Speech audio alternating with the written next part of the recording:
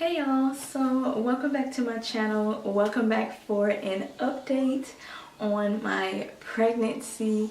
This week I am 10 weeks pregnant and I've been having it rough. I have been having it rough still, so let's go ahead and just jump right in because I have so much to tell you guys and I don't want this to be another long video talking about pregnancy, okay? So just to update, I still feel nauseous, just not every day now, but it is randomly. I've started eating more than what I was eating, so I can say I am feeling a lot better in that aspect, but I am feeling just a little bit more better. So I want to talk to you guys about whenever I went to the doctor this week. Give me this. The Spider-Man. No more Spider-Man. This is... Nope. Yeah. So I'm going to try to get this done with this little one here. He might be randomly saying Spider-Man and Hulk in the background, but y'all just don't mind him, please. That's probably the only words he really know right now. But yeah, so my nausea is getting better. I can say so far, at least over this last week, it's been getting better. It's still rough for me at work, especially because I work nights, because I'm so fatigued by the end of the day. I'm not getting good enough sleep because I'm still having the tooth sensitivity. So it's just been really rough for me. And so just trying to get some comfortable sleep that I used to have before is what's making it sort of rough for me. So let's see. I want to go into the Pregnancy Plus app just to tell you guys what my 10-week pregnancy is doing so far. So in case I haven't told y'all already in my last video, my due date is June 16th next year. So when I went to the doctor, I told her that I remember exactly the date I started my period. And the reason why I remember that is because whenever I went to go buy tampons, I was able to look up on my bank account. And you know how you see your past transactions? I was able to see when I was actually in Dollar General getting tampons. So that's how I remember it being my exact period. So whenever I went and got my ultrasound, they told me I was 4 days behind, but they said since I knew exactly when my period was that they'll keep my same due date. So my same due date is going to stay July 16th. This is week 10 of pregnancy. So let's see what the app says. So it says the beginning of week It says the beginning of week 10 marks the end of the embryonic period and the beginning of the fetal period. The kidneys, liver, brain, and lungs are all beginning to function and the heart is almost fully developed. It says the baby's head is now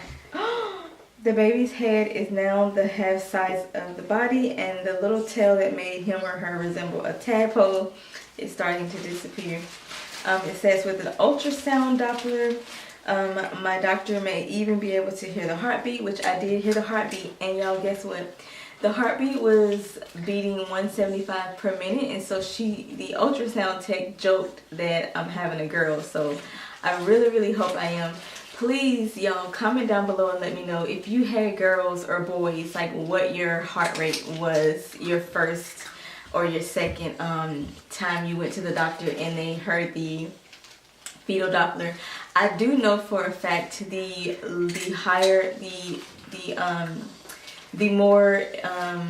more you get into pregnancy, the heart rate does come down. So you can't really tell the gender from the heart rate. So it was just exciting to hear that because my last 2 pregnancies that were boys, they always were in the 140. So I never had a 175 heart rate for my boys. So that was some good news to me, y'all, because I really, really want a girl. This boy is down here making a mess with his cereal. It says the fingers and toes become properly separated, losing any webbing. The eyes are moving from the side of the head to the front, where they will eventually be located. Bone development continues, and we even start to see joints now. So it says my baby is preparing to make some noise with the diaphragm emerging this week. So that's exciting. Very exciting. So y'all, I'm not showing yet, so it's no reason to even show y'all my belly. But I'll show you guys at the end of this video, just so that I can see how fat I get by the end of this pregnancy. You know, that's mainly gonna be for me, not y'all, okay? But yeah, so all of the positive things out of the way. Just to tell you guys what else happened at my doctor's appointment. She put me back on blood pressure medication twice a day. With this one right here, I also was put on blood pressure medication I would say a month before I had him, early. So she put me on it early this time to help keep my blood pressure under control. And she did confirm me to be a high-risk pregnancy because my blood pressure is already up there. It was 140/96 whenever I went. So she was like, And so she also made me do a 24-hour urine test. I know that sounds disgusting, and it's also going to sound disgusting when I tell y'all what I have to do. It is, I have to pee in this container for 24 hours. Every time I pee, I have to collect it and pour it into this container and seal it tight, and then immerse it in ice for 24 hours. I have to do this, and then I will be dropping it off at the clinic in the next day. So she wants to do that early and maybe do these randomly throughout my pregnancy to make sure I'm not leaking protein, because leaking protein, high blood pressure, and swelling are all the first signs of preeclampsia. So she wants to get a jump start early to have a baseline of what to work from while I'm pregnant. So that's what we're going to be doing. And so yeah, that is what I'm going through. She told me for now, because I do travel to go to work, maybe 45 minutes, sometimes an hour, and that is still perfectly fine right now to be able to travel that far. Because I'm going to have to travel far anyway to go deliver, but I'll be able to schedule the delivery.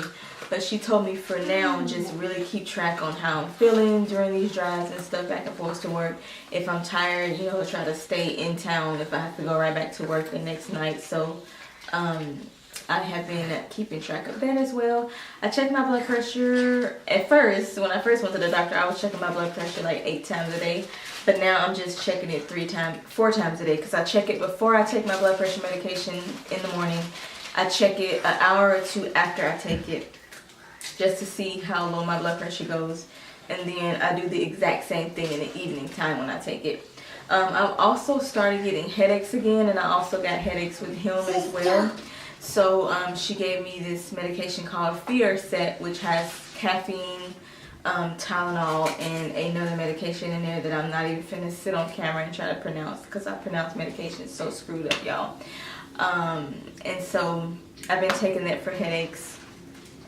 For my tooth pain, I have been just pretty much suffering through, because these pains are so horrible. Like, I went to the dentist today actually, and he told me, oh, it's your wisdom teeth pushing into your back molars.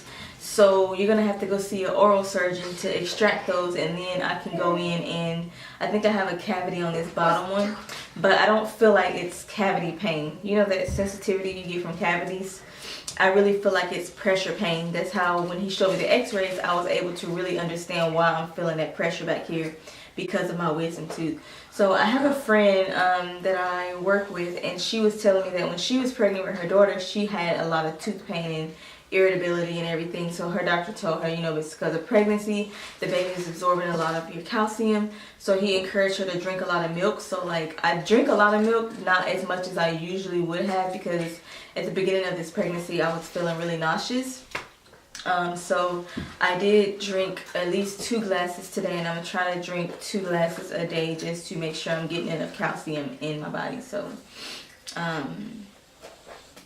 yeah, so I'm trying to think of anything else.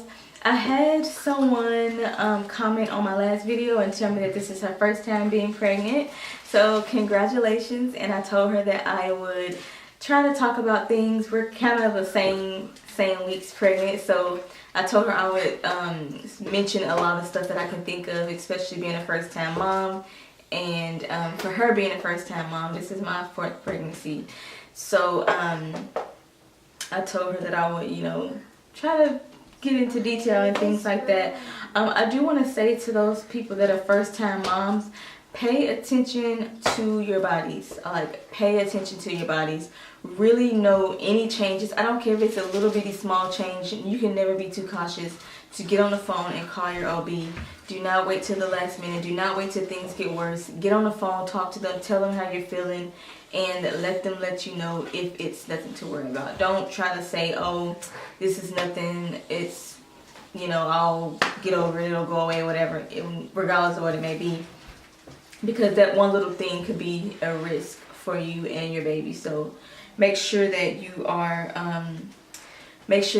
really paying attention to your body, like really to your body, because a lot of people don't know that when you're pregnant, the baby gets everything first, and then you get what's left over. So if you're not drinking enough water, the baby gonna suck up all your water. If you're not getting enough nutrition, the baby's gonna suck up all your nutrition. It's gonna be nothing left for you, hence why you're feeling fatigued all the time, weak, and everything like that. So this is it for this video. I hope this video was very informative. Don't forget to comment down below, like if you're a first time mom, and it's your 2nd time, 3rd time, 4th time being pregnant. Comment down below and ask me questions, or tell me some of your experiences, or anything. Like if you want to know like what I'm feeling, if you're the same weeks as me, let's just communicate in the comment section. I really want us to be really involved, because I really love talking to people who this is their first time being pregnant, because I'm so experienced with it, but I really just love seeing like your excitement, your you know, your vulnerability, just waiting for the joy of meeting your baby for the first time. Like I really will enjoy that. So yeah, y'all, and also please remember to pray. #full term is what I'm gonna hashtag, full term, because this pregnancy I refuse to not have faith and believe that I'm gonna go full term, because I did not want to step foot in the NICU this pregnancy. So nothing wrong with the NICU, it's just that it's very emotional, very depressing, and very stressful to not leave the hospital with your child, and to have to constantly go up there and leave them, and then depend on a employee.